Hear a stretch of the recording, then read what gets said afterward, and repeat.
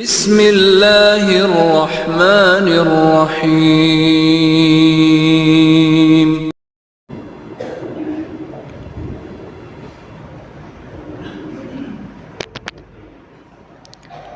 السلام علیکم ورحمۃ اللہ وبرکاتہ۔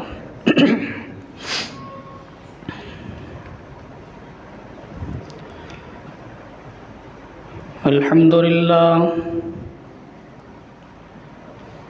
نحمده ونستعینه ونستغفره ونعوذ باللہ من شرور انفسنا ومن سیئات اعمالنا، من يهده الله فلا مضل له ومن يضلل فلا هادي له، وأشهد أن لا إله إلا الله وحده لا شريك له، وأشهد أن محمدا عبده ورسوله، يا أيها الذين آمنوا اتقوا الله حق تقاته ولا تموتن إلا وأنتم مسلمون، يا أيها الناس اتقوا ربكم الذي خلقكم من نفس واحدة وخلق منها زوجها وبث منهما رجالا كثيرا ونساء، واتقوا الله الذي تساءلون به والأرحام ان اللہ کان علیکم رقیبا، یا ایھا الذین آمنوا اتقوا اللہ وقولوا قولا سدیدا یصلح لکم اعمالکم ویغفر لکم ذنوبکم، ومن یطع اللہ ورسولہ فقد فاز فوزا عظیما، اما بعد فإن خير الحديث كتاب الله، وخير الهدي هدي محمد صلى الله عليه وسلم، وشر الأمور محدثاتها وكل محدثة بدعة وَكُلَّ بِدْعَةٍ ضَلَالَةٍ وَكُلَّ ضَلَالَةٍ فِي النَّارِ۔ اعوذ باللہ من الشیطان الرجیم، بسم اللہ الرحمن الرحیم۔ فمن زحزح عن النار وأدخل الجنة فقد فاز، وما الحياة الدنيا إلا متاع الغرور۔ رب اشرح لي صدري ويسر لي أمري واحلل عقدة من لساني يفقهوا قولي، سبحانك لا علم لنا إلا ما علمتنا إنك أنت العليم الحكيم، رب يسر ولا تعسر وتمم بالخير، وبك نستعين يا فتاح رب زدني علما، آمين۔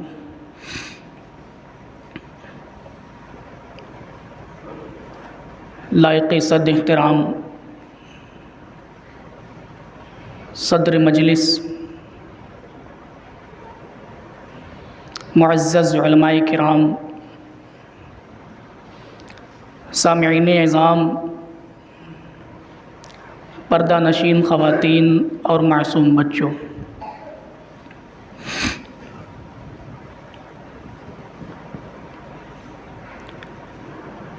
سب سے قبل میں اللہ تبارک و تعالیٰ کا شکر ادا کرتا ہوں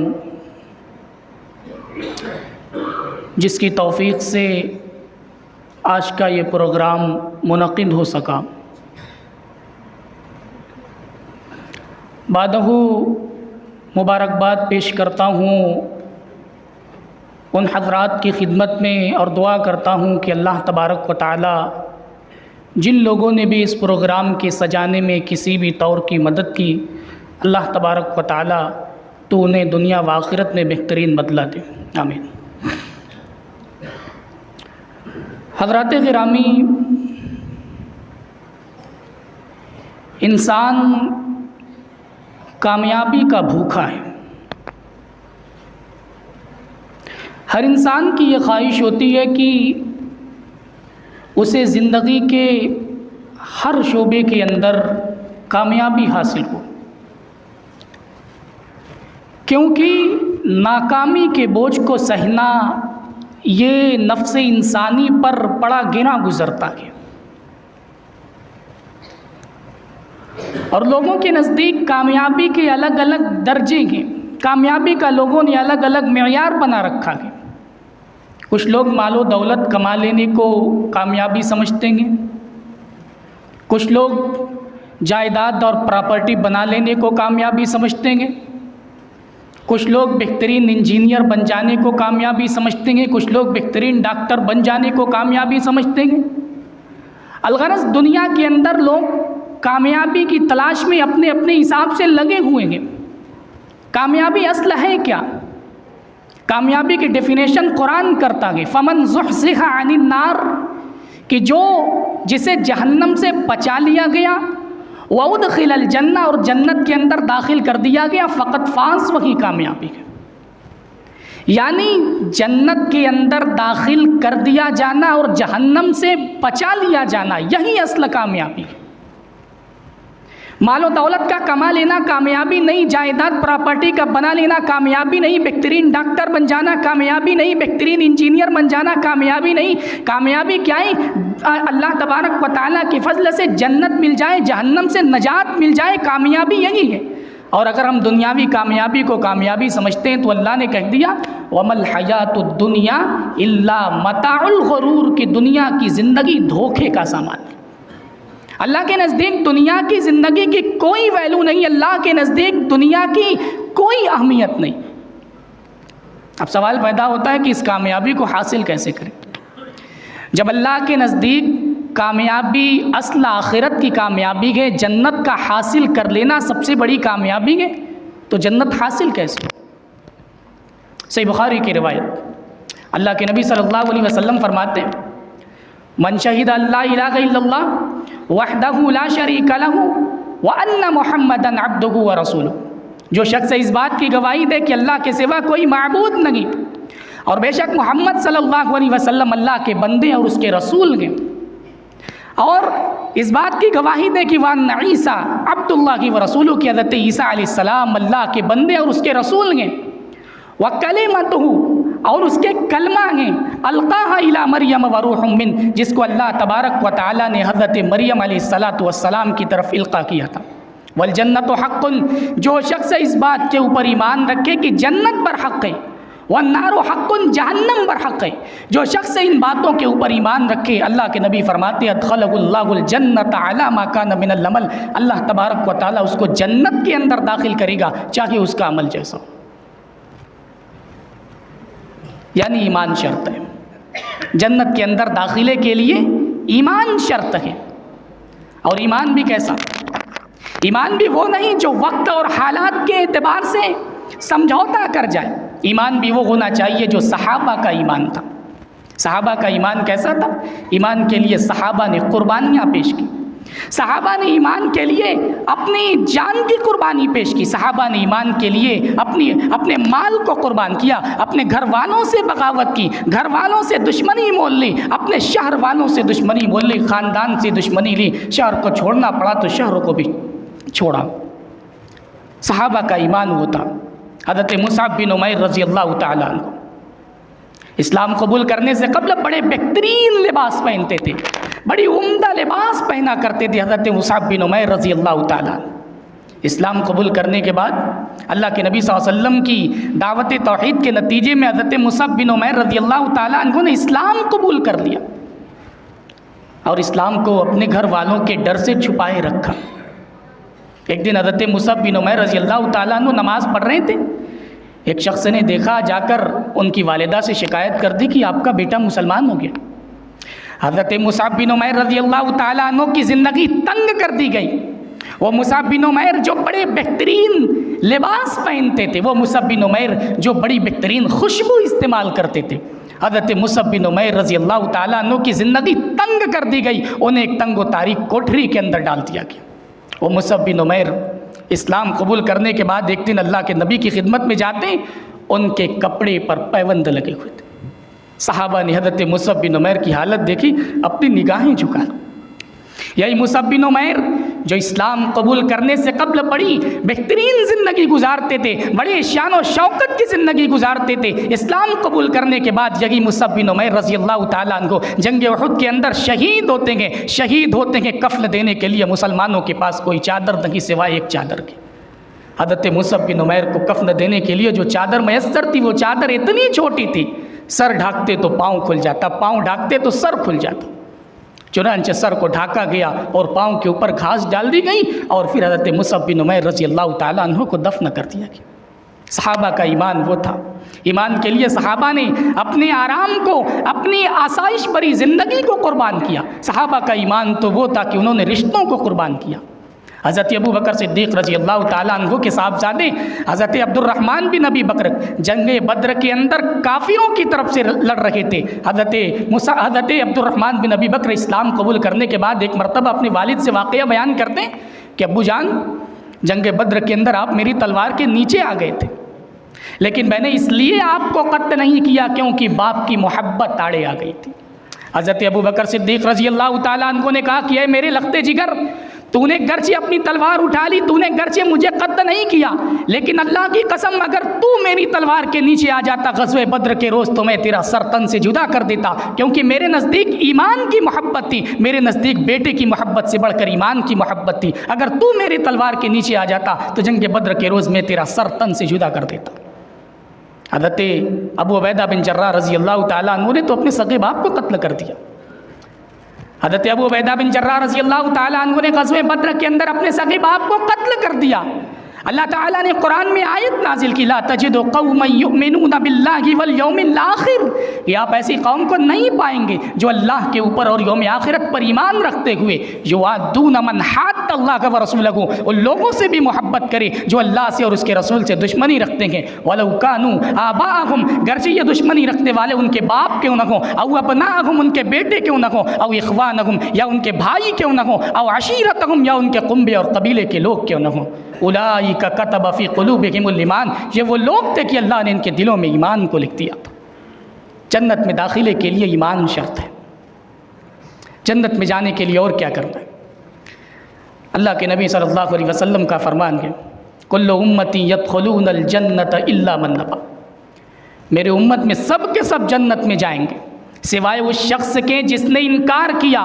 صحابہ نے پوچھا اللہ کے رسول کس نے انکار کیا؟ قیل یا رسول اللہ ومن یابا، اللہ کے نبی نے فرمایا من اطاعنی دخل الجنہ، جو میری اطاعت کرے گا، جو میری فرما برداری کرے گا جنت میں داخل ہوگا، ومن عصانی فقد ابا، اور جو میری نافرمانی کرے گا، جو میری اطاعت سے انحراف کرے گا، روگردانی کرے گا، فقد ابا، اس نے انکار کیا، یعنی وہ جہنم میں جائے گا۔ جنت میں جانے کے لیے نبی کی اطاعت شرط ہے، اور اطاعت بھی کیسی ہونی چاہیے؟ اطاعت یہ نہیں کہ نبی کا کوئی فرمان ہمارے پسندیدہ معاملات میں ہو تو ہم اس کو مانیں گے، اگر ہمارے پسندیدہ معاملات میں نہیں ہے تو ہم اس کو نہیں مانیں گے۔ اطاعت یہ نہیں ہے، اطاعت یہ ہے کہ اللہ کے نبی صلی اللہ علیہ وسلم کے فرمان کو ہر معاملات میں فالو کیا جائے، اور نبی کی محبت ہم سے اس بات کا تقاضا کرتی ہے کہ ہم اللہ کے نبی صلی اللہ علیہ وسلم کے فرمودات کو، اللہ کے نبی کے فرامین پر عمل کریں، اللہ کے نبی صلی اللہ علیہ وسلم کی اطاعت کریں۔ آج ہم نبی سے محبت کا دعویٰ کرتے ہیں، آج ہمارا یہ دعویٰ ہے کہ ہم اللہ کے رسول سے محبت کرتے ہیں، آج ہمارا یہ دعویٰ ہے کہ ہم محب رسول ہیں، ہم محبت رسول کا دعویٰ کرتے ہیں، لیکن ہماری یہ حالت ہے کہ ہم نبی صلی اللہ علیہ وسلم کی اطاعت نہیں کرتے۔ اللہ کے نبی نے جن کاموں کا حکم دیا ہے ہم ان کاموں کی بجا آوری نہیں کرتے ہیں، ہم نمازوں کو بھاجتے ہیں، ہم اپنے آپسی معاملات کے اندر ہمارا آپسی معاملات ٹھیک نہیں، بھائی بھائی کے درمیان اختلاف ہے، باپ بیٹے کے درمیان اختلاف ہے، ماں بیٹی کے درمیان اختلاف ہے۔ آج ہماری زندگی کے اندر اللہ کے نبی صلی اللہ علیہ وسلم کی، اللہ کے نبی کے فرامین داخل نہیں ہیں، ہم اطاعت رسول سے کوسوں دور ہیں، اور ہم اس بات کا دعویٰ کرتے ہیں کہ ہم اللہ کے رسول سے محبت کرتے ہیں۔ کسی عربی شاعر نے کہا تھا کہ لو کان حبک صادقا لا تعتو، اگر تمہاری محبت سچی ہوتی تو تم اپنے محبوب بھی لو کان حبک صادقا لا تعتو، اگر تمہاری محبت سچی ہوتی تو تم اس کی اتباع کرتے، تم اس کی اطاعت کرتے، کیونکہ ان المحب لمن یحب مطیع، محبت کرنے والا جس سے محبت کرتا کہ مطیع اس کا فرما بردار ہوتا کہ اس کی باتوں کو مانتا کہ آج ہم نبی سے محبت کا دعویٰ کرتے ہیں لیکن نبی کی اطاعت سے دور گئے، ہم اللہ کے نبی کی اتباع نہیں کرتے، نبی کے فرامین کو ہم نے پس پشت ڈال کے رکھا ہے۔ صحابہ اللہ کے نبی کی اتباع کیسے کیا کرتے تھے؟ حضرت انس بن مالک رضی اللہ تعالیٰ عنہ کہتے ہیں، صحیح بخاری کی روایت ہے، حضرت انس کہتے ہیں کہ حضرت ابو طلحہ انصاری کے گھر میں شراب کا دور چل رہا تھا، ابھی شراب کے حرمت کا حکم نازل نہیں ہوا تھا، شراب کا دور چل رہا تھا، میں ساقی بنا شراب پلا رہا تھا، اللہ کے نبی کے ایک منادی نے آواز لگائی، الا ان الخمر قد حرمت، جان لو کہ شراب حرام قرار دی گئی کہ وہ قوم جس کے گھٹی کے اندر شراب پڑی ہوئی تھی، وہ قوم جس کے محفلوں کی رونق شراب ہوا کرتی تھی، اللہ کے نبی کے ایک منادی نے آواز لگائی، ایک پکار لگانے والے نے پکار لگائی، شراب کے مٹکے توڑ دیے گئے اور شراب مدینے کی گلیوں کے اندر بہا دی گئی۔ اللہ کے رسول کی اطاعت کا کیسا جذبہ تھا کہ بس ایک آواز ان کے کانوں کے اندر پڑی کہ آج سے شراب حرام قرار دی گئی کہ شراب کے مٹکے توڑ دیے گئے اور شراب مدینہ کی گلیوں کے اندر بہا دی گئی۔ نبی کی اطاعت کا یہ جذبہ صحابہ کے اندر تھا، اللہ کے نبی کی اتباع کا یہ جذبہ صحابہ کے اندر تھا۔ حضرت عمر بن خطاب رضی اللہ تعالیٰ عنہ حجر اسود کو بوسہ دے رہے ہیں تو حجر اسود کو مخاطب کر کے کہہ رہے ہیں کہ واللہ انی اعلم انک حجر، اے حجر اسود میں جانتا ہوں اللہ کی قسم کہ تو بے شک ایک پتھر ہے، لا تضر ولا تنفع، تو نہ فائدہ پہنچا سکتا ہے نہ نقصان پہنچا سکتا ہے، واللہ انی رأیت رسول اللہ صلی اللہ علیہ وسلم یقبلک ما قبلتک، اے حجر اسود سن لے، اگر میں نے اپنے حبیب کو، اگر میں نے اپنے نبی کو تجھے بوسہ دیتے ہوئے نہ دیکھا ہوتا تو اے حجر اسود سن لے، ما قبلتک، میں تجھے بوسہ نہیں دیتا، یعنی اے حجر اسود میں تجھے بوسہ اس لیے نہیں دے رہا ہوں کہ تو ذاتی طور پر نفع اور نقصان پہنچانے کی صلاحیت رکھتا ہے، بلکہ میں اس لیے تجھے بوسہ دے رہا ہوں کیونکہ میں نے اپنے نبی کو ایسا کرتے ہوئے دیکھا کہ میں حجر اسود تجھے بوسہ دے رہا ہوں تو اپنے نبی کی اطاعت میں بوسہ دے رہا ہوں، اپنے نبی کی پیروی میں تجھے بوسہ دے رہا ہوں۔ صحابہ کے اندر اطاعت رسول کا جذبہ کیسا تھا؟ اللہ کے نبی صلی اللہ علیہ وسلم نماز پڑھا رکھیں گے، آپ نے نماز کے دوران اپنے جوتے کو نکال کر داخلی طرف رکھ دیا، صحابہ نے دیکھا، سب نے اپنے اپنے جوتے نکال دیے، سلام پھیرا، اللہ کے نبی نے پوچھا کہ آپ لوگوں نے اپنے جوتے کیوں اتارے؟ صحابہ نے بتایا کہ اللہ کے نبی ہم نے آپ کو جوتا اتارتے ہوئے دیکھا تو ہم نے بھی اتار دیا۔ اللہ کے نبی نے فرمایا کہ حضرت جبرائیل میرے پاس آئے تھے، انہوں نے کہا کہ آپ کے جوتے کے اندر گندگی لگی ہوئی اس لیے میں نے جوتے کو اتارا۔ یہ اطاعت رسول کا جذبہ صحابہ کے اندر تھا، اللہ کے نبی صلی اللہ علیہ وسلم کی اطاعت کا یہ جذبہ کس قدر کوٹ کوٹ کر بڑھا تھا۔ اللہ کے نبی نے صحابیات کو حکم دیا، علیکن بحافات الطریق، اے میری بہنوں راستے کے درمیان سے چلنا مناسب نہیں، کنارے سے چلا کرو۔ صحابیات کو اللہ کے نبی نے کہا صحابیات سے کہ راستے کے درمیان سے نہیں، کنارے سے چلا کرو۔ صحابیات کا معمول اب کیا تھا؟ اطاعت رسول کا جذبہ کیسا تھا؟ صحابیات راستہ چلتی تو اتنا دیوار سے سٹ کر چلتے تھے کہ بسا اوقات ان کے دوپٹے اور ان کی چادر دیوار سے وہ اتنا گھسٹ کر چلتی تھی کہ ان کے دوپٹے اور ان کی چادر دیوار سے اٹک جایا کرتی تھی۔ اللہ اکبر، صحابہ کے اندر، صحابیات کے اندر اطاعت رسول کا جذبہ کیسا؟ آپ اللہ کے رسول کی اطاعت کریں گے، اللہ کہتا ہے من یطع الرسول فقد اطاع اللہ، جس نے رسول کی اتباع کی فقد اطاع اللہ، اس نے گویا کہ اللہ کی اتباع کی، اس نے گویا کہ اللہ کی اطاعت کی۔ اور رسول کی اطاعت کیوں ضروری ہے؟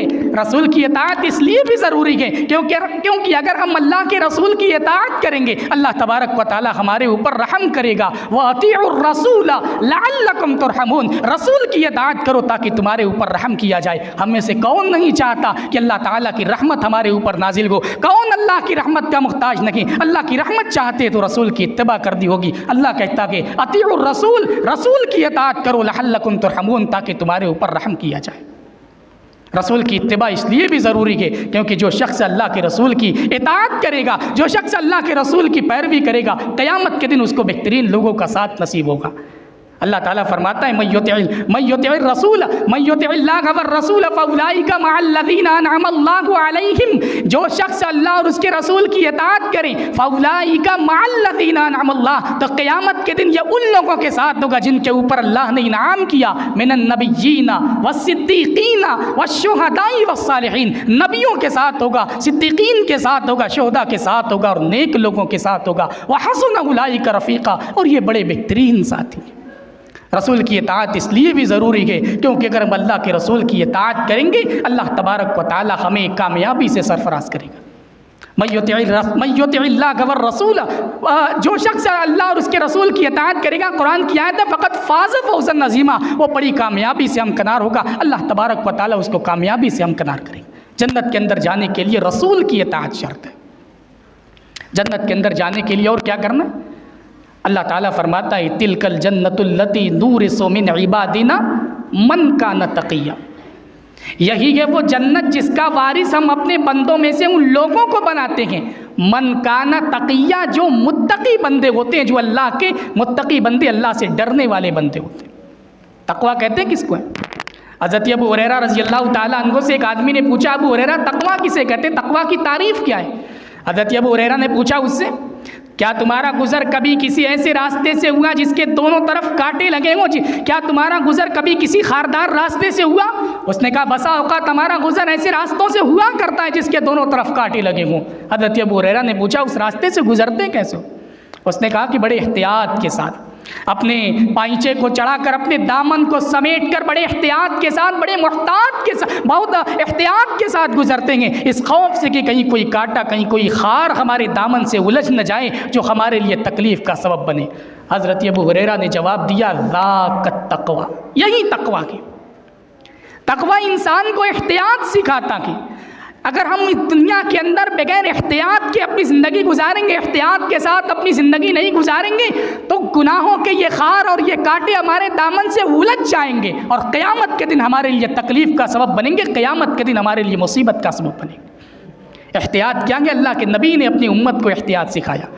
صحیح بخاری کی روایت کے اندر آتا ہے حضرت ابو ہریرہ رضی اللہ تعالیٰ عنہ حدیث کے راوی کہتے ہیں اخذ الحسن بن علی تمرۃ من تمر الصدقہ، حضرت حسن بن علی رضی اللہ تعالیٰ عنہ نے صدقہ کی کھجوروں میں سے کھجور اپنے ہاتھ میں لی، فجعلها فی فیہ، اور اسے اپنے منہ میں ڈال دیا۔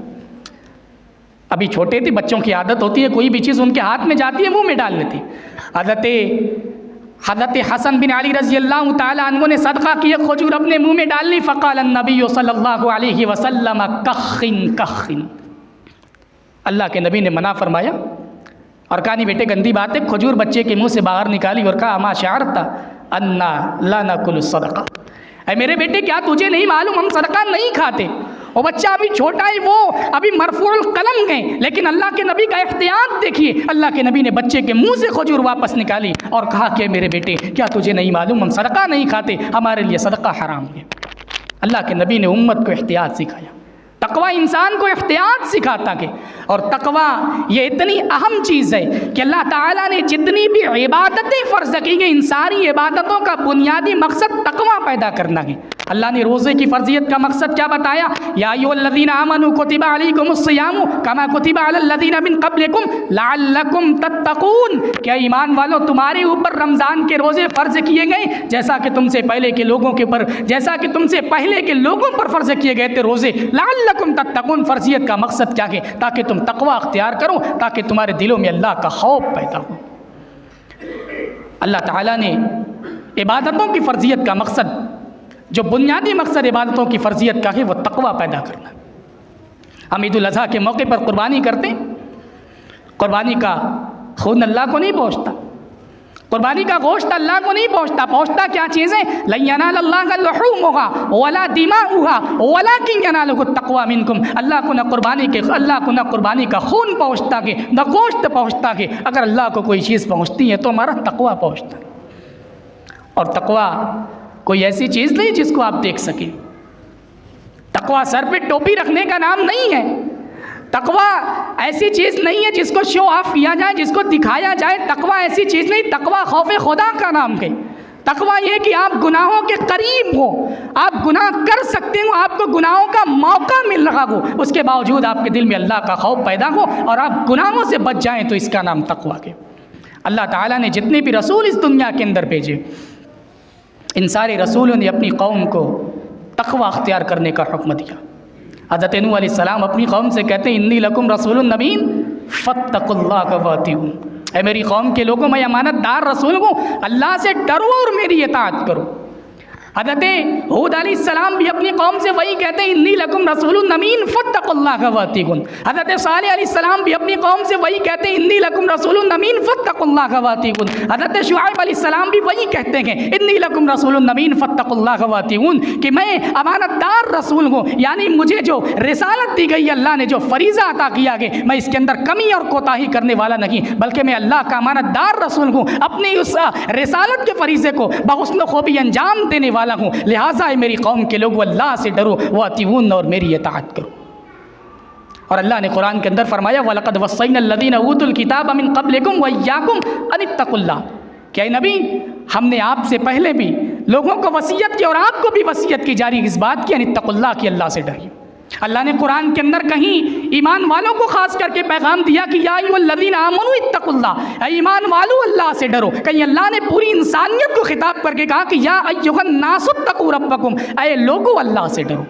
تقویٰ اتنی اہم چیز ہے، اگر تقویٰ انسان کے اندر پیدا ہو جاتا ہے، ایک انسان کے دل میں اگر خوف خدا پیدا ہو جائے، وہ بند کمرے میں ہو، اس کے دل وہ اکیلا ہو، وہ تنہا ہو، اس کے دل میں اللہ کا خوف ہو اور خشیت الہی سے اس کی آنکھوں سے آنسو کا ایک قطرہ بہ پڑا، اللہ تعالیٰ کے نزدیک وہ آنسو کا ایک قطرہ کتنی اہمیت کا حامل ہے۔ اٹھائیے صحیح بخاری، اللہ کے نبی فرماتے ہیں سبعۃ یظلھم اللہ فی ظلہ یوم لا ظل الا ظلہ، کہ قیامت کے دن اللہ تعالیٰ 7 قسم کے خوش نصیبوں کو عرص کا سایہ دے گا، ان میں ایک وہ خوش نصیب بھی ہوگا وَرَجُلٌ ذَكَرَ اللَّهَ خَالِيًا فَفَاضَتْ عَيْنَاهُ، کہ جس نے تنہائی میں، جس نے اکیلے میں اللہ کو یاد کیا، فَفَاضَتْ عَيْنَاهُ، اس کی آنکھیں بہہ پڑیں، اس کی آنکھیں اشکبار ہو گئیں۔ اللہ تعالیٰ قیامت کے دن ایسے خوش نصیب کو عرش کا سایہ دے گا۔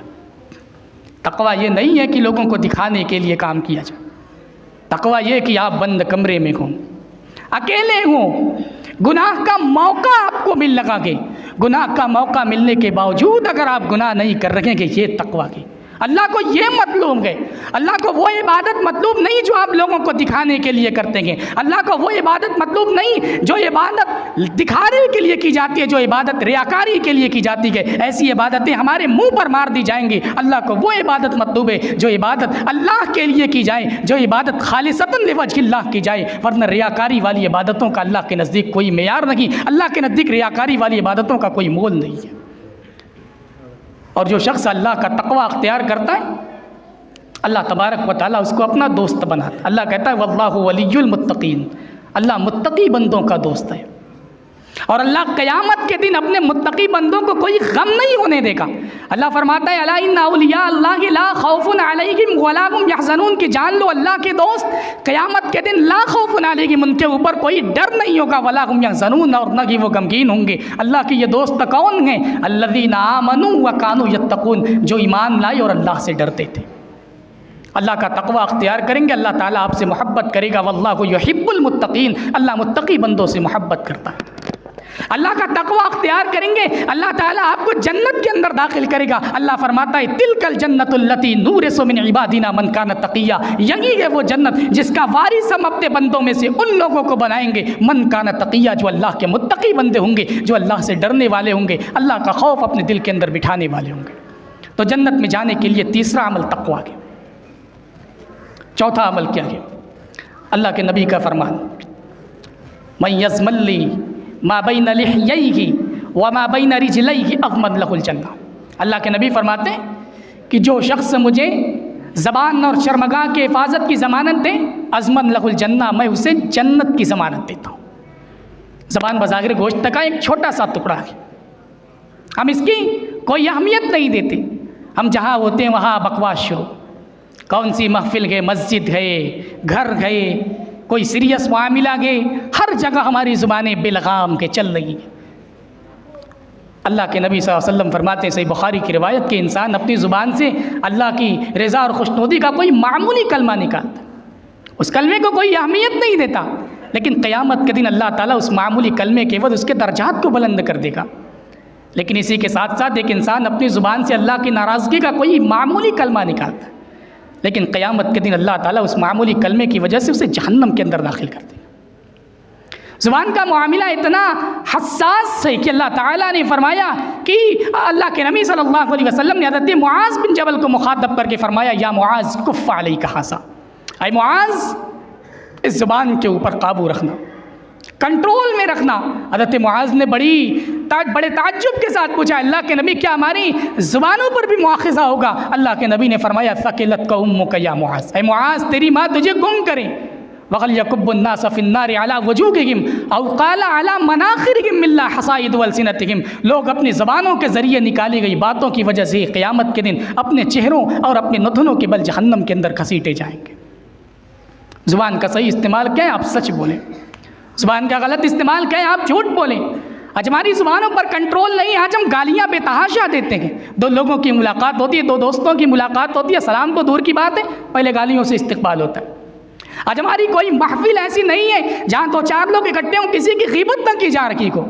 آج زبان کے استعمال کے معاملے میں ہم غفلت کا شکار ہیں۔ اللہ کے نبی فرماتے ہیں کہ زبان کا غلط استعمال کرنے والے، لوگوں کو بے مطلب گالیاں دینے والے، ایک دوسرے کے اوپر الزام لگانے والے، ایک دوسروں کی غیبتیں کرنے والے، بڑے دھیان سے اس حدیث کو سنیں۔ اللہ کے نبی فرماتے ہیں، صحابہ سے پوچھا اللہ کے نبی نے، اتدرون ما المفلس، اے صحابہ جانتے ہو مفلس کون ہے؟ صحابہ نے کہا، المفلس فینا من لا درہم لہ ولا متاع، مفلس اللہ کے نبی وہ گئے جس کے پاس کوئی درہم نہ ہو، کوئی سامان نہ ہو۔ اللہ کے نبی نے فرمایا، المفلس من امتی یاتی یوم القیامت بصلاۃ وزکوٰۃ، میری امت کا مفلس وہ شخص ہے جو قیامت کے دن نماز، روزے اور زکوٰۃ لے کر آئے گا، لیکن اس کے ساتھ ساتھ ویاتی قد شتم ھذا، کسی کو گالی دی ہوگی، ویاتی قد شتم ھذا وقذف ھذا، کسی کے اوپر بدکاری کا الزام لگایا ہوگا، کسی کا حق مارا ہوگا، کسی کے ساتھ کسی کا حق مارا ہوگا، کسی کے ساتھ کچھ نہ کچھ کیا ہوگا۔ اللہ تعالیٰ قیامت کے دن اس کے حقدار آئیں گے اور اس کو انصاف دلائے گا، لوگ اس کے کھاتے سے نیکیاں لے کر جائیں گے۔